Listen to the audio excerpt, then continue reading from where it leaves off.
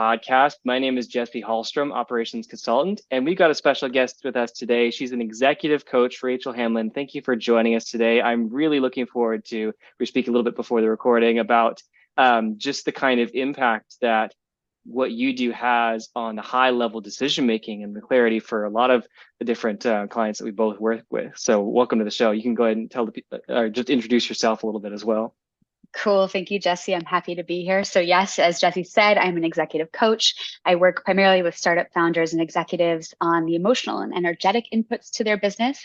I look at the founder or other high-level executive as having their own operating system, and I am there to help them to use that operating system most effectively. So I want as many people in the startup space as possible to be leading with well-being, personal well-being as the foundation of their leadership, because I think that makes them stronger and more impactful leaders. So a Yeah, lot of tell what I us do a is little bit helping. about that if you can. Really sorry to cut you off. I think Oh that no. when you say it each time, I'm like, that sounds really cool. So when you say lead from a state of well-being, number one, how did you kind of come to that like as one of your focus points? And what is the impact that you really see from that in these startup and founding entrepreneurs? Yes. Okay. I love the question. It came from my personal experience, right? Someone who was previously identified as anxious, struggled with generalized anxiety disorder, and throw me into an environment like the startup world where there's just constant pressure, constant chaos, and constant work to be done. And it's kind of a recipe for disaster, or at the very least, a recipe for burnout. And if you have a whole company of burnt out, overwhelmed people trying to create something meaningful in this world, I mean, it's pretty easy to see how that's not the clearest, most conscious, most productive way to bring something to life, right? Because we don't think as clearly when we're stressed. And so what I realized through my coaching journey and my healing journey is that the greatest reward for me in all of the personal development that I've done has not been in any of the things that I've created externally, either in my business or my relationships or any of it. It's been in who I've become. It's been in the way that I've learned to feel and the way that I have learned to show up to the inevitable challenges and stressors and difficulties that do happen in business and in life, because that's what makes it interesting, right? Like we're here to Of experience course. that. Yes, So no, we wouldn't be here if the ride was as smooth as possible, right? And that's part of what makes it fun too. But I like how you exactly. talk about upgrading kind of your personal operating system because I'm very much in the business of business operating systems with like how you connect people and processes and get actual stuff done. But it's true that behind that is a very, very important personal operating process. I usually say that a lot of people feel that they don't have a system for what they do personally, but truth is that they do. It's just they don't pay any attention to it. And so Uh-huh. I would love for you to kind of just open that up a little bit further. Like when you talk about helping these coaches or these founders really dive into how they operate personally, like what does that kind of approach look like for you? Yeah, it's a really good question. It's a lot of pattern work. So everybody has their own sort of way of meeting the world. And one of the best ways to identify your patterns is to look at your routine emotional reactions to something. And so I often am going in and figuring out what are the triggers that my clients face on a daily basis in their roles. And some of them are common, right? Like a lot of leaders that I work with anyway struggle to delegate, struggle to pass things off to their team, as one example. But Very then there are true. other much more personal triggers. Yeah, right. I'm sure you've dealt with that with your clientele as well. Um, and yeah, it really just taking stock of where you go into the emotions that we don't love to feel, like stress, frustration, anger, resentment, etc., is a good place to start understanding where your behaviors and your emotional responses to life are sort of suboptimal and could possibly be processed or healed. Yeah, well, it's it's not something that any of us it's foreign, right? Everyone can either identify in themselves or in an experience they've been a part of what that's like. And Mm. really, it takes a certain level of emotional awareness too to start to develop that. And so for you, like when you're working with these founders, do they usually recognize that they need help in this area, or is it something that where you kind of have to walk them through, hey, you're having these issues because of your emotional reactions to X, Y, and Z situation? Like, where does it usually land? It's a mix. A lot of founders do seek executive coaching because they have support from their investors or they know it's a good idea. Having an outside perspective can help make you better, even if you are already doing well. And so Mhm. sometimes that's the True. case. In fact, often that's the case. Often the people who come to me are already high performing. They have created success. Their companies are growing. It's just that the experience of it could be different. The Mm. experience of it could be better. And so the most common profile of person that I work with is somebody who's just feeling a little bit overwhelmed or fatigued by the demands of their business. And the majority of that fatigue is actually internally driven because of how they're judging the way that they're showing up, questioning their leadership, worrying about what other people think, externally orienting versus leading from true confidence and well-being and calm. Yeah, yeah, 100%. I think that that's one of the biggest learning lessons for me, actually, just in my own entrepreneurial journey of the past few years, but especially this year too, is that a lot of times the stress, the anxiety, and even the what do you say, just the like sense of confidence too, all just Mm-hmm. comes from our perception of what a situation is rather than the actual situation itself. Like you can have I had this actually happen the other week where I had an extremely productive day and I was miserable at the end just because I had certain expectations for myself and different things and things weren't lining up and really took taking a second back to really look and reflect and be like, hey, what were the actual things that happened? Is this overall net good or net bad? Good. Okay, well then there's no need to feel this way about it. And of course that takes a certain level of discipline, but is that kind of what you mean by having them like really look at the things in their life that are the way they are, not just the way they perceive them to be? Is that kind of similar? Yes, definitely that plays a role. And I'm curious, like, how did that work for you? The taking a step back and sort of rationalizing what you were perceiving versus what might actually be happening. Yeah, well, it's the same thing, right? Like when something doesn't make sense, there's something else going on, right? Right. Like if you have a checklist, you've done everything, you've even add some things from tomorrow, and you still feel as if you're not good enough, there's Mm, something else going on there. And for me, that's yes. something I've learned to pick up on, that it's not about what really goes on in a day, it's how you Yeah. approach it. I mean, Yeah. a good example was another day for me. I was slacking on my planning for the week. Usually I have everything scripted out, but I was kind of running behind on that. And so I just took out a piece of paper one day and said, my amazing Tuesday. Like that's what I just wrote out at the Mm, beginning and then started listing it off. And sure enough, for the first time in probably a week and a half, I had a great day. I got everything done. I felt good about it. And so I think that it's as much as what you actually get done is what you bring to it as well. You know what I mean? mm. Yes, there's so much power and intention. And I think that there are some areas where it's easy enough for us to just set an intention, like my amazing Tuesday, and to go and create it. And then there are other areas where, because of our experiences from our past and the expectations that we've developed, we end up having to work a lot harder at that, Mm, right? So if I'm a founder, for example, who's maybe already had a startup go under once and is working on my second startup and is facing an issue that I faced in the previous startup, I might be coming at that with a lot more of a pessimistic lens where wanting to frame it, rationally and look for the positive point of view or the calm point of view is not necessarily mm, accessible to me because that past experience is sort of living in my psyche and in my system in an embedded way. And so that's where someone like me is really useful because the work that I do is not just to talk about the issue, but to also resolve it on a somatic level. Usually, I use a lot of somatic tools to help people release the history that would keep you stuck in a pattern, even after you've realized that it's mm. happening, if Right, that too. makes Because sense. yes, well, no, it does, because recognizing a problem is not the same as working through it, right? Those are different levels. And I like what you're talking about because it's the deeper level too. And what we talk about here on this podcast is the power of clarity. The Mm. power that clarity brings to really helping move through a lot of these problems and how you solve them too. So can you talk about how, obviously without going into too much detail, just like the way in which you use the power of gaining clarity, both for the Mm. for the client and for yourself, of and then how that helps you move through those challenges. Can you talk a little bit about that as well? Yeah, sure, absolutely. I think there's multiple ways that I come at that clarity piece with people.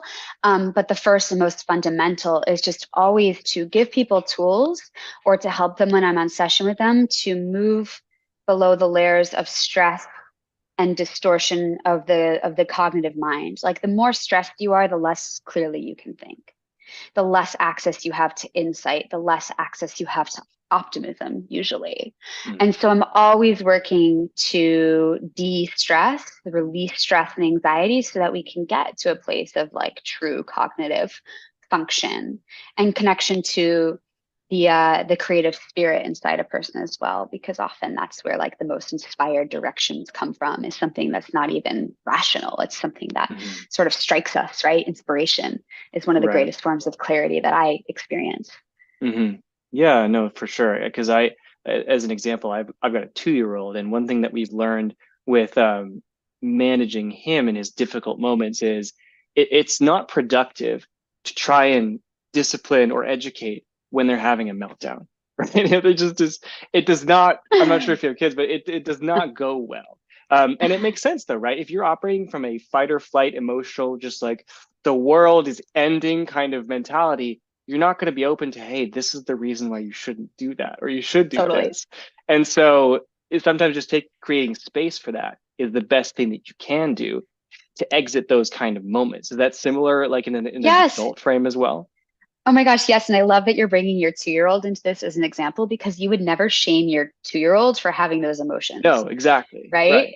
And often like what's happening inside of us as adults is like we've got this little 2-year-old that wants to have a hissy fit over something that we don't like, Mm. regardless of how rational it is or how justified it is. Like we have these emotional processes going on all the time. And so it's partially just about like creating room for that and having compassion for it and not judging ourselves for having an adverse Yes. emotional reaction to something that we think we shouldn't, right? Right. Well, that's the other thing. That's the thing that we've learned is the reason we use that tool is some of the great advice we've read and been given is you have to let, I'm just going to use the term people because it's true, whether it's child or adult, people learn to work through their emotions in order to be able to handle it on the other side. Because I don't know why, it's just easier for me to think about it from a child's perspective. But let's say child doesn't get what they want, or something happens that they don't expect, that they're not comfortable with. It's important so that they move through the tantrum, so to speak, or the emotional reaction, because what happens is once they move through it, they finish it, and then they realize everything's okay on the other side. It means they can Mm-hmm. continue. What I think a lot of happens to a lot of, especially in childhood, is if we're cut off, we're like, oh no, that's fine, or if there's an interruption in that process, we grow up learning not knowing how to handle those emotional reactions, and so we don't know that everything is fine on the other side of feeling discomfort.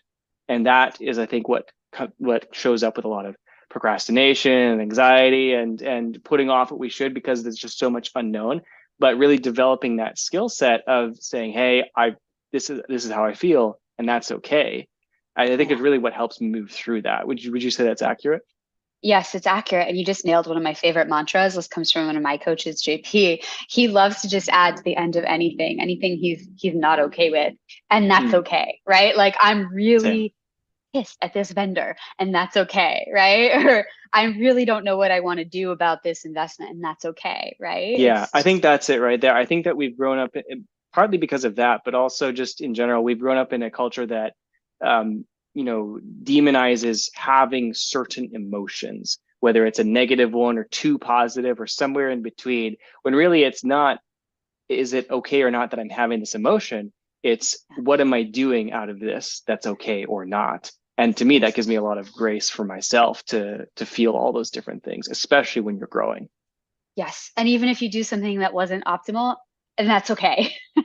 You learn, Right? Forgiveness for right? that as well. Forgiveness for that as well. Indeed, for sure. Yeah. And so that for me really kind of puts the nail on the head. So for you, like you mentioned that part of what brought you to this journey as well was your own story too. And so one thing I always love to ask is what was it really that brought you here, to this point, helping other founders in Mm. this way? And what most importantly were the moments of clarity that were most key for you personally? I'm Mm. curious. Mm. Well, as to why I'm a coach and why I've been led to help others, it's because I optimized my career as far as I could, right? I optimized my career as far as I could. I was working in tech and I had made every upgrade that I could foresee being satisfying to me, and then found that it wasn't. not long term anyway. And I knew that there had to be something else because I'm such a fierce believer that work can be so satisfying and enjoyable and give us purpose. And I really wanted to love what I do. And so there was like a deep process of introspection around that, what I should do for me that landed in coaching and landed in helping others. And then you're gonna have to remind me of the second part of the question. What was it that you wanted to know after that? Did I No, answer it? that was pretty much it. You hit the nail on the head. It was what was it that brought you to this point? But then I guess more specifically, what were specifically those moments of clarity that really were key when you turned directions? Oh, okay, got it. Let's see. There's a couple ways I could take that question. Um, and I actually want to answer you by saying that it was never perfectly clear. And I think That that's does happen important too. for Yeah. people to realize, right? Mhm. At some point, you just make a choice and you decide something. Um, for a long time, I would tentatively talk about my desired career transition with people and say, yeah, I think I might want to do this. I think I might want to become that. And I was afraid to own it. And so we talked about this briefly before we started with the live, which is like, you said something like once you're clear on the decision, it's easy to make. And that actually has not been my experience. Not always. That's Sometimes it perfect. has, No, right? tell me Sometimes it more has. about it. I always love hearing different perspectives. Yeah. Sometimes it has, and then other times there's fear in the way, or there's baggage. There's a lot of times it's fear. A lot of times it's fear. Or there's guilt, or there's anticipation that you'll disappoint somebody. And so I also help people to work through that. And with myself, I definitely had to work through some fear. There was some judgment that I had around the idea of leaving my tech career because I thought it wouldn't look as good effectively. It's not as Right. prestigious to be a coach as it is to be a product manager, stuff like that, egoic stuff like that. But ultimately, the clarity came from choosing it. Mm. And as I started to follow the path, being well received in it and really enjoying it, and the experience sort of affirmed itself. Yes, exactly. And that I'm glad you brought that up because it shows there's so many different sides to clarity beyond just what we can see. Sometimes it's what we feel. And I think this is what you're Mhm. saying is the case for you, where it wasn't necessarily like you knew exactly, the A, B, C, X, Y, Z of what was going to take place. You're like, okay, yes, I'm going to choose this. Sometimes it's just choosing something different, right? Or just Mhm. choosing making a choice to not continue in what Yes. you're doing. That was very similar to what I was doing previously. I graduated with a degree in science and I was running a laboratory in a local medical office. And that was great. Had a small team, got to do what I love, manage different people, but that was it. There was Mm. nothing else. I was going to have to get another degree or move to a different city to do anything bigger or better than that. And similar to you, I just didn't accept that. And I made a Mm. choice as well, knowing that I didn't know exactly. And it's the same thing. I had no idea what I was going to do. Back then, I didn't even have the idea of maybe I'll be a coach. I was like, I just can't do this. So I got to figure out what something. That was when I began my own, entrepreneurial study journey kind of a thing. But it was the clarity for me of knowing that if there was to be something more, that's what I wanted. And I Yeah. think that, like, again, it's a choice, right? It all starts with the desire to improve, and you can apply clarity at different stages of that. But at the end of the day, But I there's think always an unknown. Like there's always going yes, to be an unknown after that choice. You cannot predict with 100% certainty how a choice is going to go.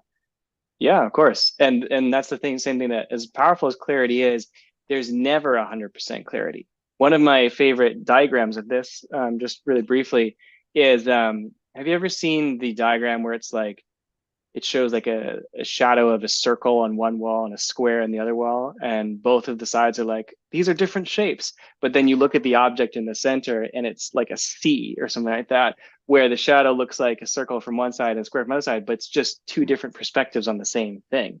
Uh, And that to me is the best ever, like, visual like description of what it means to me to gain newer and newer levels of clarity, which to me is gaining newer and newer levels of the truth, really. Because then there's another picture that shows a triangle on the bottom, and then all of a sudden you realize it's actually a different shape that still does all three of those things. And so I always imagine that the real truths that we're all after are just these metaphysical shapes that we can never quite see all of. All we can yeah. do is measure the different shadows that they cast. And the more you can do that, the more you can ascertain what it is you're after.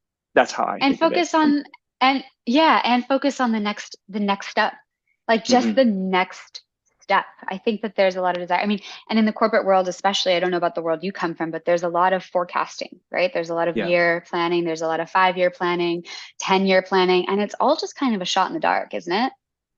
Well, COVID, I think, proved that to all of us, really. What do you think? Technology, for sure, for sure. And technology evolving so fast, it's not really predictable. And so focusing on the next step is really it. If you're fearing a decision or procrastinating on a decision, just get to the next step. Next step. Love it. Yeah. That reminds me of, I forget who talked about it, but it's the technically all you need is the next step, right? Like Right. you don't need to have an entire journey figured out. All you need to do is learn, like figure out which direction you want to go within a certain realm of certainty, and then just one foot after the other, because that's all you physically can do actually. And to do anything else is to take on challenges that don't actually exist yet. You know what I mean? Yes. Totally irrelevant. Totally irrelevant, actually. Yeah. Cool. Well, thank you so much, Rachel, for coming and speaking to that. I loved hearing about your perspective, your journey, as well as how it integrates with your the work that you do with clients and how clarity plays into that too, where it's not always about just having everything figured out. Sometimes it's just having the right things figured out, or at least attempting to, because sometimes the decision to try is just really all that it is, rather than Totally. just like having the goal of having everything figured out being the thing that also stops you, because I'm sure we've both been in that position before. Analysis paralysis will kick in real fast. Hmm. Causing Yeah. stress and emotional like decision making and all that kind of Yeah. stuff. So yeah, Totally. Downward fantastic. spiral. Cool. Well, we're going to go ahead and wrap it up from here. But one more time, go ahead and just let everybody know again who you are, what you do, and what's the best way to connect with you as well, if they wanted to hear more about what you have to say. Yeah, amazing. I'm Rachel Hamlin. I'm an executive coach. I work with startup founders and execs, and I am here to help you create well-being as the foundation of your leadership. So, if you would like to learn more about that, get more insights from me, you can follow me on LinkedIn, where I believe you are streaming this, Jesse. Rachel Yes, Hamlin. I'm right correct. here. Hit the Hmm. follow button. And I also do monthly breathwork sessions. So, if you Hmm. want to have a really, for me, it's a foolproof way of accessing clarity. Breathwork, it's a place where I get some of my best ideas, and so I run sessions monthly, and you can be added to my email list if you'd like to be notified about that opportunity to come hang out with me. That sounds fun. Cool. Well, yes, just like she said, that'll be all attached to the stream and everything. And so we will look forward to that. And just for everybody watching, thank you for tuning in, and we will see you next time. Take care. Take care.